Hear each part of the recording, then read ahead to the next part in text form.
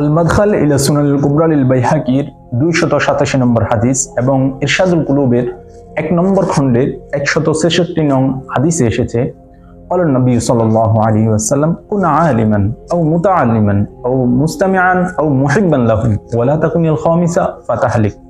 রাসূলুল্লাহ সাল্লাল্লাহু আলাইহি ওয়াসাল্লাম বলেন, তুমি নিজে আলেম হও, নতুবা আলেমের ছাত্র হও, নতুবা আলেমের কথা শোনো, নতুবা আলেমকে ভালোবাসো, আলেমের অনুসরণ করো। পঞ্চম কোন দলের অন্তর্ভুক্ত হইও না, পঞ্চম কোন দলের অনুসরণ করিও না। যদি করো তাহলে তুমি ধ্বংস হয়ে যাবে।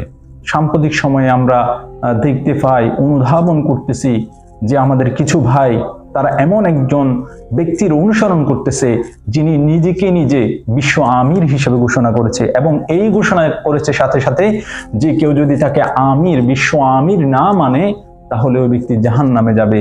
তার অনুসারী আরেকজন ব্যক্তি একটা বই লিখেছে, ওই বইতে তারা বলতেছে যারা ওই ব্যক্তিটাকে, ওই নির্দিষ্ট ব্যক্তিটাকে কেউ যদি আমির যদি না মানে তাহলে তাকে হত্যা করা ওয়াজিব। এই জন্যই এই ব্যক্তিটা যিনি বলেন যে পকেটে ক্যামেরাওয়ালা মোবাইল নিয়ে যদি কেউ যদি নামাজ পড়ে তাহলে তার নামাজ হবে না, ওই ব্যক্তি যিনি বলেন কোরআন দেখে দেখে পড়া বৈধ না এবং কি কোরআনের অর্থ বুঝে পড়া ওয়াজিব, এই ব্যক্তিটা যিনি বলেন যে মসজিদে নামাজ পড়িয়ে, মাদ্রাসায় পড়িয়ে যে উপার্জন রয়েছে, এই উপার্জন বিশ্বের উপার্জন থেকেও বেশি মারাত্মক খারাপ। এই লোকটা যিনি নবীদের বিরোধিতা করেছেন, রাসূলুল্লাহ সাল্লাল্লাহু আলাইহি ওয়াসাল্লাম বিষয়ে বলেন, রাসূলুল্লাহ সাল্লাল্লাহু আলাইহি ওয়াসাল্লাম যে বিবাহগুলো করেছেন, বিবাহের ভিতরে যে অলিমা খাইয়েছেন, খেজুর দিয়ে খাওয়াইছিলেন সবাইকে, কিন্তু জয়নব রাদিয়াল্লাহু তাআলা আনহা এর সাথে যখন বিয়ে হয়েছিল তখন তিনি খেজুর দিয়ে কেন রাসূলুল্লাহ সাল্লাল্লাহু আলাইহি ওয়াসাল্লাম অলিমা করেন নাই, এই জন্য নাকি রাসূলুল্লাহ সাল্লাল্লাহু আলাইহি ওয়াসাল্লাম এটা অপরাধ করেছেন। এই লোকটা যিনি মুসা আলাইহিস সালাম সম্পর্কেও খারাপ মন্তব্য করেছে, হযরত সুলাইমান আলাইহিস সালাম সম্পর্কে খারাপ মন্তব্য করেছে, সাহাবায়ে কেরাম সম্পর্কেও খারাপ মন্তব্য করেছে, এমন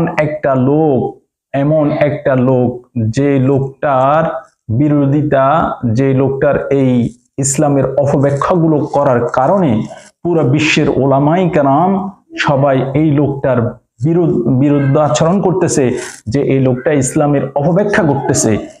এই জন্য ওলামায়ে কেরাম এগুলোর বিরুদ্ধে আচরণ যখন করতেছে, তখন আমাদেরই কিছু ভাই তারা ভুল পথে পরিচালিত হয়ে ওই পথভ্রষ্ট লোকটার, ওই গুমরাহ লোকটার অনুসরণ করে এরাও আজকে গুমরাহর পথভ্রষ্ট, যার কারণে 2018 সালে টঙ্গীর বিশ্ব ইজতেমা ময়দানেও আলেমপন্থী যে তাবলিগওয়ালারা রয়েছে, এমনকি 2018 সালেও তারা আলেমদেরকে এবং আলেমপন্থী তাবলিগওয়ালাদেরকে হত্যা করেছিল।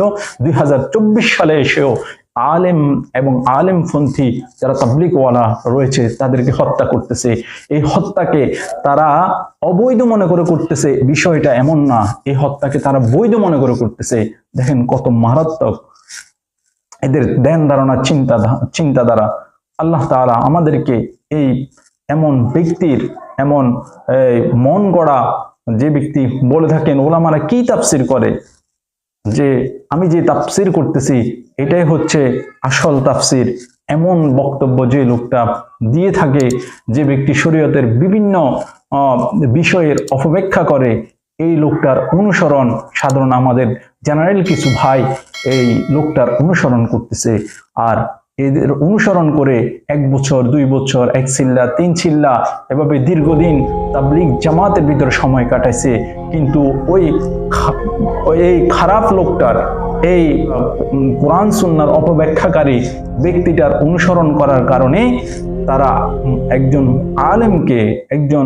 আলেমকে যারা ভালোবাসে তাদেরকে হত্যা করতে এরা কখনো কুণ্ঠাবোধ করে না।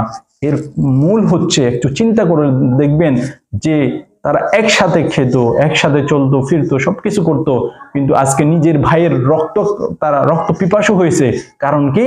কারণ হচ্ছে এই তারা যে তাবলীগের সাথে জড়িত রয়েছে, যে ব্যক্তির পূজা তারা করতেছে, ওই ব্যক্তিটা সঠিক পথের অনুসারী না, এই কারণেই তারা আজকে ভুল পথে এরা পরিচালিত হচ্ছে। আল্লাহ তাআলা আমাদের সবাইকে সঠিক কথাগুলো বুঝার তৌফিক দান করুক।